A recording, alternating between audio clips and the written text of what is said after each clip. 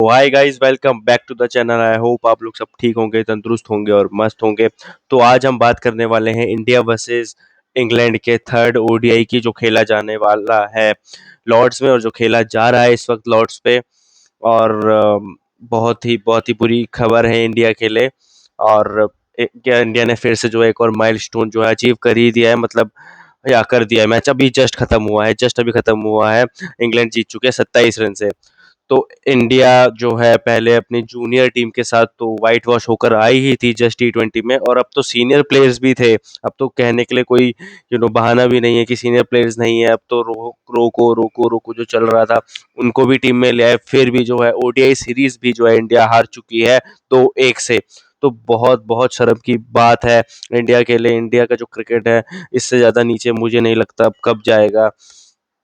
और एक और जो है माइलस्टोन इंडिया ने बना लिया है नीचे से, अंडर जीजी एरा। जीजी भाई, अब भी अगर इसको नहीं भगाया तो 2027 का वर्ल्ड कप हम, मुझे लगता नहीं है हम क्वालिफाई भी कर पाएंगे क्वार्टर फाइनल्स के लिए या फाइनल सेमीफाइनल्स के लिए। मैं अभी भी बता रहा हूँ, भले ही इंटरनेशनल क्रिकेट में सिर्फ 4-5 टीमें ही हैं जिसमें से एक इंडिया भी है, जो कि सेमीफाइनल फाइनल खेलना उनका मतलब पक्का ही रहता है, क्योंकि गिन चुन के 4 टीमें ही तो हैं। दो सेमीफाइनल्स होंगे तो टॉप 4 टीम्स तो वैसे ही हो गई। बट अगर गौतम गंभीर अभी भी रहा तो वो इतने बुरी हालत में ले आएगा टीम को कि वो वहां तक भी नहीं पहुंच पाएंगी। भले ही अफगानिस्तान आ जाएगी हमारे ऊपर या बांग्लादेश आ जाएगी, आ, और पाकिस्तान तक हमारे ऊपर आ जाएगी अगर ऐसे रहा तो बहुत बहुत निराशाजनक परफॉर्मेंस रहा टीम इंडिया की तरफ से। तो मैं स्टार्ट कर देता हूँ पहले इंग्लैंड की बैटिंग की। और क्योंकि फर्स्ट इनिंग थी इंग्लैंड की, बैटिंग उनको पहले मिली थी। तो Ben Duckett and Jacob Bethel opening करने आए लॉर्ड्स के क्रिकेट ग्राउंड में, और ये पिच ऐसे लग रहा था कि बॉलर्स के लिए कुछ है ही नहीं। प्लस सबसे बड़ी जो है इंडिया को जो है चोट लगी, वो ये लगी कि बुमराह को जो है इस मैच में बाहर रखा गया, क्योंकि बुमराह को जो है इंजरी हो गई थी। और इंजरी की वजह से उसके पैर में स्वेलिंग हो गई थी, जिस वजह से वो ये मैच नहीं खेल पाया, और उसका इतना बड़ा खामियाजा भुगतना को मिला इंडिया को। फिर उसके बाद जो है इंडिया की बॉलिंग परफॉर्मेंसेस आप अभी देखोगे, मैं जब बताऊंगा तो आपको पता चलेगा कि बुमराह का अपसेंट होना कितना बड़ा जो है नुकसान है इंडिया के लिए। और ये हम पहले से देखते हुए आ रहे हैं और आज फिर से हमें देखने को मिला। और बुमराह ये मैच में नहीं था, इसलिए ये मैच हम हारे 100%। यही रीजन है। इतना स्कोर बनता ही नहीं। अभी मैं बताता हूँ कितना स्कोर बनाया इंग्लैंड ने। तो बेन डकेट और जेकब बैथल, भाई इन दोनों की रिकॉर्ड ब्रेकिंग पार्टनरशिप हुई है। रिकॉर्ड ब्रेकिंग पार्टनरशिप, इतने रन्स की पार्टनरशिप अभी तक हुई ही नहीं थी ओडीआई क्रिकेट में लॉर्ड्स में, जो इन लोगों ने बना दी। बेन डकेट ने 140 रन बनाए भाई, 140 रन बनाए उस बंदे ने 135 बॉल में, 18 चौके और एक छक्का। तो अब समझ जाओ कि क्या बॉलिंग रही होगी हमारी। ठीक है। जो जो जसप्रीत बुमराह के आगे बल्ला नहीं हिला पाता था, वो 140 रन बना गया। मानता हूँ कि इस पिच में इतनी मदद नहीं थी, बिल्कुल भी स्विंग वगैरह नहीं हो रहा था, सीम नहीं हो रहा था। बट स्टिल यार, आप बॉलर हो, आप पिच के भरोसे थोड़ी रहोगे हमेशा। आपके आपके पास जो स्किल तो होनी चाहिए यार। यॉर्कर डालने के लिए कौन सा तुम्हें स्विंग विंग चाहिए? यॉर्क डालो, पैर पे मारो सीधा। बाउंसर डालने के लिए तुम्हें कौन सा कोई वो पिच की मदद चाहिए? मुझे समझ में आया, बाउंस तो उनकी भी हो रही थी, बाउंस तो पिच में है ही इनके। तो मतलब बिल्कुल भी परेशानी हुई नहीं इंग्लैंड के ओपनर्स को। और जेकब बैथल 91 पे वो आउट हो, उसका भी शतक रह गया 9 रन से, वो भी शतक बना देता। 200 250 प्लस की इनकी पार्टनरशिप हो गई, ये विकेट ही नहीं ले पा रहे थे बेचारे। मतलब इतना बुरा हाल जो है इंडिया के बॉलर्स का था। मुझे समझ में नहीं आता। दो तो अभी डेब्यूटेंट ही हैं, एक हर्षदीप है फास्ट बॉलिंग में। स्पिनर में बापू बापू अक्षर पटेल चल ही नहीं रहा कुछ भी। कुलदीप यादव को क्यों लेके आए मेरे समझ में नहीं आ रहा। वो भाई गौतम गंभीर मेरे तो बस के बाहर है भाई। उसको अब सहना जो है हद से पार हो चुका है। मुझे नहीं समझ में आ रहा कि उसको अभी तक क्यों। मेरे को तो लगता है ये डिसाइडर होने वाला है, और अभी नहीं इंडिया टीम का मैनेजमेंट जागा तो बहुत देर हो जाएगी। ठीक है। जैसे ब्रेंडन मैकुलम को लात मार के भगाया टी टेस्ट से, अब देखो उसका दिमाग जो है वहां से फ्री हो गया, और ओडीआईज में और T20 में कैसे रिजल्ट लेके आ रहा है वो। और मैं आपको बता दूं कि ब्रेंडन मैकुलम जो है जो जो गौतम गंभीर है इंडियन टीम के लिए, वो ब्रेंडन मैकुलम हुआ करता था इंग्लैंड की टीम के लिए। और अब उसके दिन बदल रहे हैं।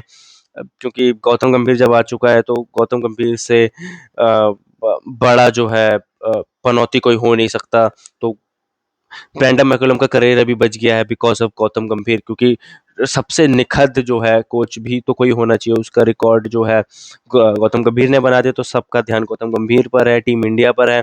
तो ब्रेंडन मैकलम इस यू नो रेस से बच गया, और इनफैक्ट उसको उसका फायदा मिला, क्योंकि टीम इंडिया से ही उसका मैच था, तो वो विन निकाल के ले गया और अपना रिकॉर्ड उसने अच्छा कर लिया।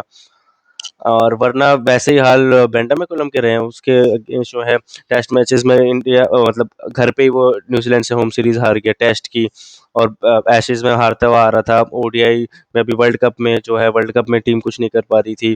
टी20 वर्ल्ड कप हो उसमें इंग्लैंड ने कभी अच्छा परफॉर्म नहीं किया, तो लगातार जो है उसका डाउनफॉल होता जा रहा था। वो तो अभी फिर इसी वजह से जो है ईसीबी ने उसको, जैसे ही बेन स्टोक्स निकला, तो फिर ब्रेंडन मैकुलम को भी जो है सैक कर दिया, निकाल दिया। बोला भाई तू व्हाइट बॉल पे ही फोकस कर। तो इस तरीके से ये होना चाहिए बोर्ड, मतलब बोर्ड का मतलब होना चाहिए कि भाई हम टॉप लेवल है, और हमारे से ऊपर मतलब हमारा जो है डिसीजन आखिरी डिसीजन होगा। और हमारे मतलब हम भी कोई एक बॉडी है यार, हम हमसे भी तुम्हें डरना चाहिए, या मतलब तुम्हारे ऊपर भी जिम्मेवारी होनी चाहिए, रिस्पॉन्सिबिलिटी होनी चाहिए। बीसीसीआई ऐसा लग ही नहीं रहा है कि गौतम गंभीर के ऊपर कोई बैठा हुआ है, वो अपना चिल बैठा रहता है, उसको कुछ लगता ही नहीं है, चिंता है। हालांकि फेस में कोई दिखाता नहीं है कैमरे के सामने, होगी वो जरूर, मैं मानता हूँ जरूर होगी, बट यार भाई रिजल्ट भी तो आनी चाहिए ना। इतना खराब performance again and again and again. अब 2027 का वर्ल्ड कप आ गया, अब ये मत गवा देना, इससे पहले ही निकाल दो। एक साल कोई बात नहीं, एक साल नया कोच आएगा, वो अच्छा कोच अगर लेकर आओगे तो एक साल बहुत है उसके लिए। टीम में सीनियर प्लेयर्स हैं, रोहित एंड विराट, तो वो थोड़ा बहुत संभाल लेंगे। बाकी केएल राहुल है, श्रेयस अय्यर, ये भी एक्सपीरियंस्ड है, बॉलिंग में भी बुमराह है, तो संभल जाएगी टीम। मगर अगर ये जीजी नहीं हटा अभी भी, तो कुछ भी नहीं हो सकता। तो इतना अच्छा स्टार्ट इंग्लैंड को मिला, एक विकेट हुआ था सिर्फ तो 250 के बाद। फिर उसके बाद जो रूट आया, वो भी 74 रन बना गया, वो तो इतनी तगड़ी फॉर्म में चल रहा है, पिछले मैच में 99 बनाए उसने, और पिछला मैच ही उसने इंडिया को हरवाया। जो रूट नहीं होता तो इंडिया जीत जाती, ठीक है, सीरीज जीत जाती इंडिया। वरना पिछला मैच में भी उसने इंडिया को हराया, इस मैच में भी 74 रन मार दिए, हैरी ब्रूक चला नहीं, 12 बॉल पे 14 रन पे आउट हो गया।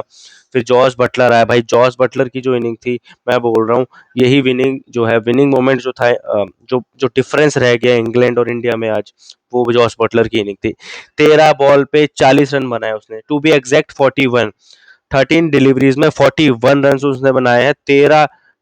मतलब 13 डिलीवरीज में 4 चौके और 3 छक्के, 315 की स्ट्राइक रेट। 315 की स्ट्राइक रेट जिसको बोलते हैं फिनिशर, फिनिशर इसी को बोलते हैं, इसी रोल के लिए रखा जाता है, इसी रोल के लिए उसको रखा था, और उसने एग्जैक्टली वही काम करके दिया। और मैं अभी हमारे फिनिशर्स की बात बताऊंगा, तो आपको डिफरेंस साफ पता चल जाएगा, ठीक है। ये 60-65 मीटर की बाउंड्री पे छक्के मारने वाले प्लेयर्स, और 70-80 मीटर की बाउंड्रीज पे छक्के मारने वाले प्लेयर्स में डिफरेंस डिफरेंस होता है, ठीक है। वो मैं अभी आपको दिखाऊंगा। 13 बॉल पे 40 रन, पता है कितना ज्यादा एडवांटेज इंग्लैंड को मिला इससे, कितना ज्यादा। 388 का जो 387 का टारगेट बनाया इंग्लैंड ने इसकी मदद से, उसने 300 के स्ट्राइक से खेला, अदरवाइज 350 पे सिमट जाती, 350 360 ही रहता, और इंडिया के लिए जीतना आसान हो जाता। कितना मार्जिन रहा मैं आपको अभी भी दिखाऊंगा, 27 रन मैंने बताया ना अभी। हाँ तो देख लो, उसी वही मार्जिन से जो है इंडिया हारा है। तो इसको इसीलिए कहते हैं फिनिशर्स, इनका रोल ही है भाई, इनको 200 250 की स्ट्राइक रेट से नीचे तो बात ही नहीं करनी है, ठीक है। और उसने कितने क्रूशियल रन्स जोड़े हैं, और टीम को इस टोटल पर लेकर आया। बॉलिंग की बात कर लेते हैं, 10 ओवर में 72 रन खाए अर्शदीप ने, प्रसिद्ध ने। अर्शदीप को पता नहीं विकेट ही नहीं मिल रहा है, इसको हो क्या रहा है। बॉलिंग ठीक ठाक डाल रहा है भाई, ठीक ठाक डालने के लिए नहीं आए हो तुम, बुमराह नहीं है तो प्राइम बॉलर तुम ही हो, तुम्हारे ऊपर सारी जिम्मेदारी है, तुम्हें विकेट लेने हैं। तुम विकेट ही नहीं लोगे तो भाई कहाँ से जीतेंगे, ठीक है। प्रसिद्ध कृष्णा, ये इसने अच्छी बॉल डाली है, भले ही 10 ओवर में 70 रन दिए हैं और 2 विकेट भी लेके गया, अंडर 7 की इकोनॉमी, तो इसने अच्छी बॉल डाली है। प्रिंस यादव भाई, इसको पता नहीं क्या हो गया, 10 ओवर में 80 रन, 1 विकेट ले गया सिर्फ, 8 की इकोनॉमी यार, इट्स नॉट दैट गुड। कुरनूर बरार, ये भाई साहब, चलो प्रिंस यादव को तो एक टाइम पे छोड़ भी देंगे, पर इसको कैसे छोड़ेंगे। 10 ओवर में लगभग सेंचुरी इसकी हो गई, 3 रन से रह गया, सेंचुरी हो गई थी इसकी, एक भी विकेट नहीं। मतलब ऐसा गुस्सा दिखा रहा था पहले मैच में, दूसरे मैच में की बात है, उसको बेन डकेट को, ये वो बड़ा ही मतलब चौके छक्के उसने क्या मार दिया उसको, रन आउट करने की कोशिश में, मतलब एग्रेशन दिखा रहा था, उसकी बॉल बिल्कुल यहाँ से निकल गई कि उसको एग्रेशन दिखा रहा है। उसके बाद जो उसने उसका भूत बनाना स्टार्ट किया, और आज तक बना रहा है। मतलब भाई जवाब देना है तो बॉलिंग से दो ना अपनी यार, एक्शन करके क्या होगा। और जब भी उसको अब बेन डकेट का उसके उस इंसिडेंट के बाद बेन डकेट का रवैया देख लेना इसके अगेंस्ट, जब भी मिलता है, जब भी मौका मिलता है इसको ठोकता है, हमेशा ठोकता है। आज भी ठोका, गंदी तरह से ठोका। भाई अभी तो तू, मेरे समझ में नहीं आता, अभी तो तुम, अच्छी बात है एग्रेशन, मुझे अच्छा लगता है, बहुत अच्छी बात है, उसको कैरी रखो, सामने वाले को दिखाओ, बिल्कुल दिखाओ, डोमिनेंसी दिखाओ, बट परफॉर्मेंस पहले होनी चाहिए। तभी तो तुम डोमिनेंसी दिखा पाओगे, जभी तो तुम ऐसे पोजेस कर पाओगे, जभी तो तुम सामने वाले को मौक या स्लेच कर पाओगे, जब तुम्हारे पास परफॉर्मेंस होगी, जब तुम्हारे जो है क्रिकेट से परफॉर्मेंस दिखेगी, तभी तो तुम कहने लायक होगे। जब कर तुम कुछ नहीं रहे हो, तुम काय का एग्रेशन दिखाओगे। 100 रन खा गया भाई, 100 रन 10 ओवर में, यहीं से सारा मैच पलट गया। अक्षर पटेल इसको भी विकेट नहीं मिल रहा है, पता नहीं क्या कर रहा है ये, 10 ओवर में 60 रन, सबसे एक्सपीरियंस बॉलर है इंडियन टीम में अभी, और बिल्कुल भी जो है, बिल्कुल भी सपोर्ट नहीं कर रहा है। अब बात करते हैं इंडिया की बैटिंग की, तो रोहित शर्मा ओपनर था और शुभमन गिल की जोड़ी, और रोहित शर्मा ने भाई साहब दिखा दिया कि वो क्यों ओडीआई का बेस्ट बैट्समैन है। कहाँ इसकी बातें हो रही थी कि भाई ये लास्ट ओडीआई है इसका, इसके बाद इसको सैक कर दिया जाएगा, 2027 वर्ल्ड कप में इसको नहीं लेंगे। अब तो इनको क्या, इनके दादाजी को भी इसको लेना पड़ेगा, क्योंकि 138 रन स्कोर कर दिए हैं रोहित शर्मा ने 110 बॉलों में, 17 चौके और 5 छक्के, 125 की स्ट्राइक रेट से। हाँ, स्ट्राइक रेट थोड़ा सा मैं मानता हूँ अच्छी होनी चाहिए थी, बहुत ज़्यादा प्रेशर में ऐसा लग रहा था, खेल रहा था स्टार्टिंग में, बहुत बॉलें डॉट करी, बहुत बॉलें डॉट करी, पर धीरे धीरे धीरे करके कॉन्फिडेंस अपना वापस लेके आया, फिर स्ट्राइक रेट सुधारी। हालांकि ये अभी भी मैं नहीं मानूंगा कि रोहित शर्मा की फुल कॉन्फिडेंट वाली इनिंग थी। रोहित शर्मा अभी भी जो है, मेरे को लगता था 70% ही वो खेल पाया है, मतलब 70% ही वो खेला है, वरना जो 125 का स्ट्राइक रेट है ना, ये कम से कम 185 का स्ट्राइक रेट होना चाहिए था, तब मैं मानता कि रोहित शर्मा अपनी फॉर्म में खेला। वो फिर भी प्रेशर में मुझे दिख रहा था यार, और फिर भी उसने जो है इतनी अच्छी इनिंग खेली, इंडिया को जो है ऑलमोस्ट जीत के पास लेकर आ गया था, बट कितना ही चलता है यार, अब बाकियों को भी तो कुछ करना पड़ेगा। शुभमन गिल ने 77 रन मारे, अच्छा इनिंग खेला उसने, बट यार इसको फिटनेस पे अपना ध्यान देना चाहिए। जैसे ही 70-80 के आसपास पहुंचता है, हैमस्ट्रिंग लेके बैठ जाता है, हैमस्ट्रिंग लेके बैठ जाता है, हर बार का हो गया इसका। तो भाई हेल्थ अपनी चेक कराओ यार, अपने आपको ठीक करो, अभी तो इतने यंग हो तुम, अभी से तुम्हारा ये हाल है। उसके बाद ना अपना विराट कोहली को देखो ना यार, अभी तक ऐसा भगता है वो हिरन की तरह, तुम इतने पतले से हो, इतने सुकड़ी सी लाकड़ी से, तभी भी तुम्हारे ये हाल है, समझ में नहीं आता। रोहित शर्मा को देख लो भाई, अभी भी 40 का हो गया है वो, और उसका वेट तुमसे कितना ज्यादा है, फिर भी वो फिट है खेलने के लिए, इतनी लंबी लंबी इनिंग खेल गया। उसको भी बाद में क्रैम्प आया, 100 के बाद जब उसने बना दी, उसके बाद जब वो डबल डबल भाग रहा था, तब उसको क्रैम्प आया, तभी भी वो खेलता रहा। ठीक है, शुभमन गिल ने अच्छी इनिंग खेली, 77 रन बनाए 84 बॉल में। शुभमन गिल भी बहुत ज्यादा बॉल खा गया, पी गया बॉल, मतलब जो पूरी सीरीज वो इतना अच्छा करता हुआ आ रहा था, आज जो है मुझे लगा नहीं वो कॉन्फिडेंट था। रन हालांकि बनाए, क्योंकि देखो पिच में कुछ था ही नहीं ऐसा कि बहुत ज़्यादा टेरिफिक डिलीवरीज हो रही हो, स्विंग हो रही हो, खतरनाक अनइवन बाउंस हो रहा हो, पिच बिल्कुल बढ़िया थी बैटिंग के लिए। ठीक है, और बहुत बॉलें डॉट कर गया शुभमन गिल, उसके स्टैंडर्ड के हिसाब से ये, मतलब 91 का स्ट्राइक रेट है यार, कुछ भी नहीं होता है, बहुत बेकार स्ट्राइक रेट है ये। ठीक है, आज के पिच के हिसाब से अगर मैं बात बताऊं तो। और विराट कोहली आया, विराट कोहली मैं सच बताऊं 74 रन तो उसने बनाए हैं 123 की स्ट्राइक रेट से, बट विराट कोहली भी कहीं ना कहीं रीजन था आज का जो इंडिया मैच हारी है। मैं आपको बता दूं, मुझे पता है बहुत लोगों का कमेंट आ जाएगा अब कि अगेंस्ट कोहली जा रहे हो, ये वो, इतने अच्छे रन तो उसने मारे हैं, 74 तो बनाए, बाकियों ने क्या किया, रोहित शर्मा और इसी ने बनाए। ठीक है, बट आपको जो है, जब आप लाइव मैच देखते हो ना, जब आपको असली सच्चाई पता चलती है। मैंने पूरा लाइव मैच देखा है, मैंने इनिंग्स देखी है, जहां पर रोहित शर्मा और विराट कोहली खेल रहे थे, रोहित शर्मा के ऊपर ही सिर्फ प्रेशर था, वो ही सिर्फ चौके छक्के मार रहा था, विराट कोहली जो है बॉल डॉट कर रहा था। जेकब बैतल जैसे बॉलर कोई नहीं खेल पा रहा है यार, जेकब बैतल उससे 3-3 बॉलें लगातार डॉट कर दे रहा है ऐसे मोमेंट पे, जब तुम्हारा रिक्वायर्ड रन रेट 9-10 के आसपास नहीं, उससे ऊपर जाने लग गया है, आपको वहां रन्स निकालने हैं। अब वो मौका नहीं रह गया, आप शुरू में सेट होने में टाइम लग गया, कोई बात नहीं, अब आप आधे 1 घंटे से वो पिच पे, तभी भी आप लगातार 3 बॉलर डॉट कर जा रहे हो, वो भी जेकब बैथल जैसे बॉलर के आगे। तो फिर तो भाई सवाल उठते हैं यार, तुम काय बात के ग्रेट हो, मतलब ऑब्वियसली तुम हर दिन नहीं चल सकती, ये बात बिल्कुल सच है, बट यार ऐसे मौके में अपना विकेट दे के चले जाओ, इसके बाद यार, उसके बाद देख के चले जाओ, विकेट होता है, सबका दिन नहीं होता, हर दिन एक जैसा नहीं होता, तो एटलीस्ट दूसरे को तो मौका दे दो। मतलब विराट कोहली ने बहुत बॉलें डॉट करी है, स्टिल 123 के स्ट्राइक रेट से रन मार गया है, बट विराट कोहली से एक्सपेक्टेड है यार। विराट कोहली मैच विनर है, चेज मास्टर है। हमें लगा था कि विराट कोहली आज भी मैच ले जाएगा, बट विराट कोहली ने आज एवरेज परफॉर्म किया, टू बी वेरी ऑनेस्ट। मतलब बहुत ही एवरेज परफॉर्म किया, सिर्फ अपनी इनिंग खेल दी, मतलब रन बना दिया ऐसा लगा। और बहुत बॉल आउट करी, और स्पेशली जब आप देखोगे ना हाइलाइट्स, आप मैच देखना, आप आपको पता चलेगा कि जेकब बैतल के अगेंस्ट वो इतनी बॉलें डॉट कर गया ना, इतनी बॉलें डॉट कर गया, मतलब ऐसे जैसे कि वो खेल रहा होगा, शेन वॉर्न आ गया होगा उसके सामने, या मुथैया मुरलीधरन बॉल डाल रहा होगा, ऐसे चकमा खा रहा है। मतलब बहुत बॉलें डॉट कर दी विराट कोहली ने ऐसे मोमेंट पे, जब रिक्वायर्ड रन रेट लगातार बढ़ता गया, बढ़ता गया, बढ़ता गया, और रोहित शर्मा पे बहुत ज्यादा प्रेशर आ गया। रोहित शर्मा जो आउट हुआ था अपने गलत शॉट की वजह से हुआ था, हालांकि मैं बिल्कुल क्लियर कर दूं, रोहित शर्मा का शॉट बहुत बेकार था। उससे जस्ट पिछली बॉल पे उसने इतना बढ़िया सामने छक्का मारा है, और पता नहीं अगली बॉल पे फिर पीछे क्यों मार रहा है भाई, मेरे समझ में नहीं आ रहा, वो भी स्पिनर को यार। एक और टांग बिठा के आगे एक और छक्का जाता है, ऐसी बॉल थी वो। तो रोहित शर्मा की गलती थी, जैसे वो आउट हुआ वो मैं मानता हूँ, बट उसने अपना काम कर दिया था। देखो, विराट कोहली ने बहुत बॉलें डॉट कर दी, और उस वजह से जो है रिक्वायर्ड रन रेट बढ़ गया। स्टिल चलो ठीक है, 74 रन मारे, उसके बाद ईशान किशन भाई साहब, ये 60-65 मीटर की बाउंड्री पे छक्के मारने वाले, उसके बाद इनके बस का नहीं है भाई।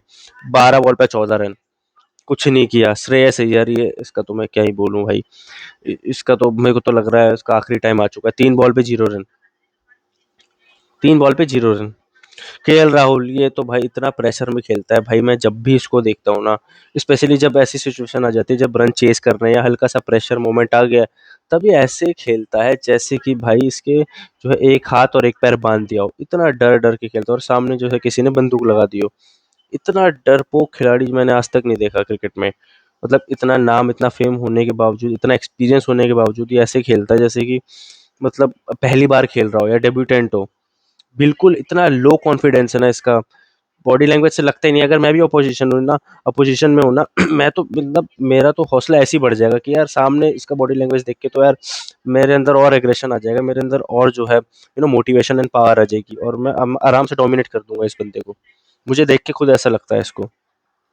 और जोफ्रा आर्चर को 2 पे 2 चौके मारे, उसके बाद मतलब इतना घटिया शॉट कुछ भी नहीं थी वो बॉल भाई, उसको सामने मारता।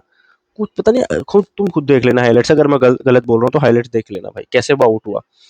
तो अक्षर पटेल 2 रन, उसके बाद तो कुछ बचा ही नहीं था। मतलब 20-21 का रिक्वायर्ड रन रेट पहुंच चुका था, उसके बाद मैच खत्म हो गया। 360 पे टीम लुढ़क गई, और सिर्फ 27 रन से हारी गई। अब मैं आपको बता रहा था ना, जो हमारे फिनिशर्स का रोल, अक्षर पटेल, केएल राहुल, ये हैं वो केएल फिनिशर्स हैं हमारे। वो 13 बॉल में 40 रन बना रहा है, 13 बॉल में 40 रन, और इन सबके मिला के 40 रन नहीं है, और बॉल इन्होंने 40 खेल दी है सबने मिलाकर। ये है डिफरेंस, ये है डिफरेंस। और जॉस बटलर की innings, hats off to him, उसी की वजह से जो है इंग्लैंड ये जीता। मतलब वैसे तो श्रेय जाता है बेन डकेट को, उसकी कमाल की इनिंग्स, 140 रन बनाए, लॉर्ड्स में हाईएस्ट ओडीआई स्कोर है, उसने एक रिकॉर्ड भी तोड़ दिया। और man of the match obviously वही बना होगा, देख लेते हैं। लाइव पे जाते हैं। अ, अ, अ, अभी शायद आया नहीं है, अभी शायद हुआ नहीं, हाँ। नहीं, जेकब बैतल, हाँ। ओके, तो जेकब बैतल को ही बनना चाहिए था, राइट, करेक्ट। मैं बताता हूँ क्यों बनना चाहिए था। 91 रन तो उसने स्कोर करे, और उसकी मैं बॉलिंग बता देता हूँ आपको। बॉलिंग से भी उसने कमाल की जबरदस्त बॉलिंग करी, जैसे मैंने बताया ना कि जेकब बैतल ने विराट कोहली को कैसे डॉट डॉट डॉट करा दिया। भाई उसने विराट कोहली को नहीं, सिर्फ बाकी बाकी बैट्समैन से भी, वो भी क्रूशियल मोमेंट पे, जब चेस मतलब इंडिया तेज खेलना चालू उसने कर दिया था, कि उनको पता है अब नहीं मारेंगे तो कब मारेंगे, तब उस मोमेंट पे जो है उसने डॉट बॉल्स निकाली। 4 रन, 5 रन आ रहे हैं उसके ओवर में, जहां पर 10-20 रन आने चाहिए, 10 ओवर में, ओवर में 20-30-20 या 10 रन आने चाहिए, वहां 4-5 रन आ रहे हैं, वो भी पार्ट टाइम स्पिनर से। और 91 रन भी बना के गया, तो डिजर्विंग था भाई, बहुत अच्छा deserving player of the match था, और उसको मिला, बहुत अच्छी बात है। और बहुत अच्छी परफॉर्मेंस थी, यू नो जेकब बैतल की, बहुत अच्छी परफॉर्मेंस। जोफ्रा आर्चर ने 10 ओवर में 63 रन दिए, एक विकेट लिया।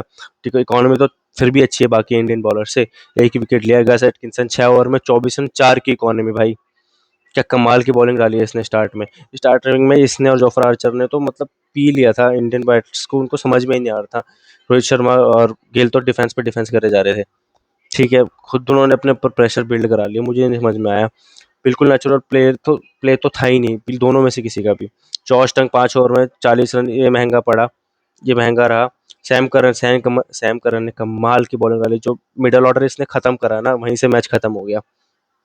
10 ओवर में 75 रन दिए इसने, 4 विकेट ले गया, 4 विकेट।